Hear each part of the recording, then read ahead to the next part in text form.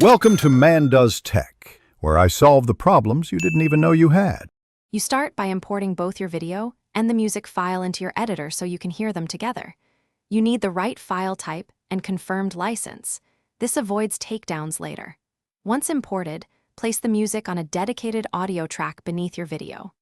Make sure the music length roughly matches your video or is slightly longer so you can fade out.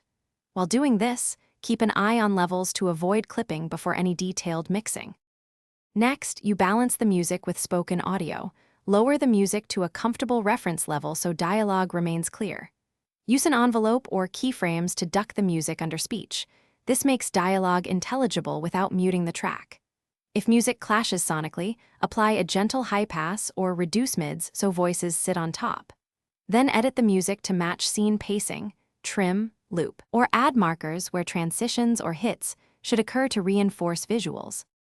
Finish by polishing, add subtle fade-ins and fade-outs, and check the full timeline for abrupt cuts. Once done, export with appropriate audio settings, AAC at 128/320 kbps for uploads or WAV if you need a high-quality master. Make sure YouTube loudness targets are reasonable. If necessary, normalize to avoid sudden volume changes.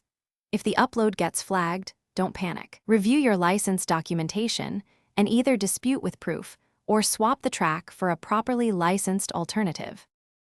Thanks for watching. If you found this helpful, don't forget to like and subscribe.